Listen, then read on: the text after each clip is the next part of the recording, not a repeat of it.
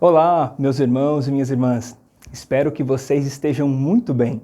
Bom demais estar aqui com vocês na jornada do discípulo para o nosso quinto passo. E essa peregrinação certamente vai transformar a sua vida.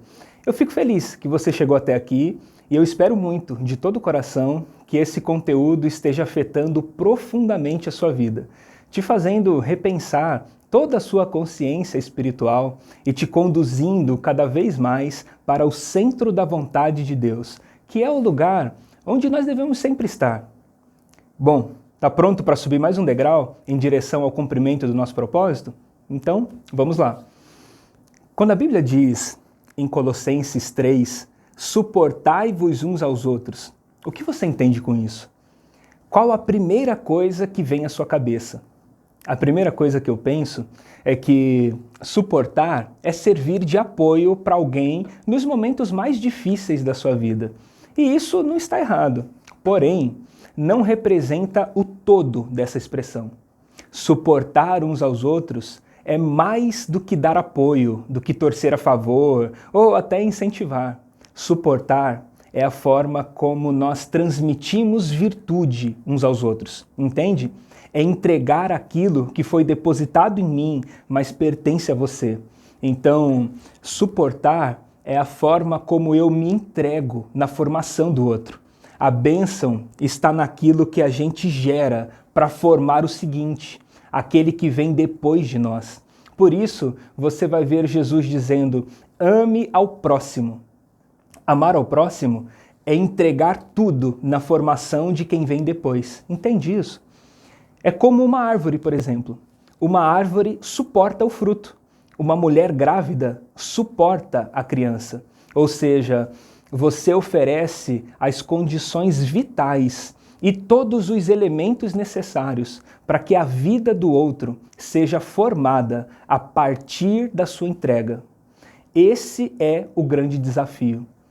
A pergunta que eu faço então é: você quer ter uma vida tranquila ou uma vida com propósitos? O que é que você tem buscado em Deus? Presta atenção em algo. Jesus passou 3 anos e meio por aqui. Ele poderia ter resolvido todos os problemas do mundo. Todos os nossos problemas poderiam ter sido resolvidos por ele. Afinal, ele é o Deus encarnado. Então, por que ele não fez? Já se perguntou isso? Ele tinha poder para destruir o Império Romano, mas não fez.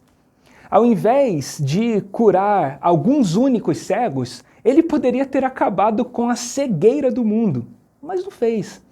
Ao invés de curar alguns poucos paralíticos, ele poderia ter acabado com esse mal, mas não fez. Jesus termina o ministério dele e parece que as coisas ficaram inacabadas. Ele reúne os discípulos e, para completar, diz o seguinte, eu estou indo embora, eu vou ser morto e nesse mundo vocês terão aflições. Uau, foi isso que ele disse. Agora, isso por um acaso é conversa de um Salvador? O que realmente nós precisamos entender de tudo isso é que ministério não é um entretenimento. Deus não quer te dar poder para você ter a vida que você sempre sonhou. Deus quer te dar sentido para você cumprir o verdadeiro propósito da sua vida. Entende isso? A fé cristã não é garantia de sucesso. A fé cristã é a certeza de um propósito.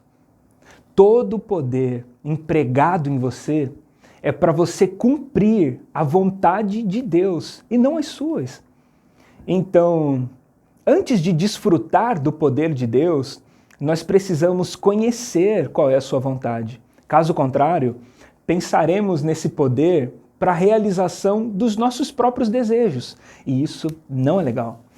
A Bíblia diz o seguinte, recebereis poder ao descer sobre vós o Espírito Santo, e então sereis as minhas testemunhas. Então, todo o poder necessário para o cumprimento do nosso propósito já nos foi dado. Por isso, se a vontade de Deus não está sendo feita, não é por falta de poder, é por falta de conhecimento da vontade. Você já se perguntou o que é amadurecer? Como que nós devemos crescer?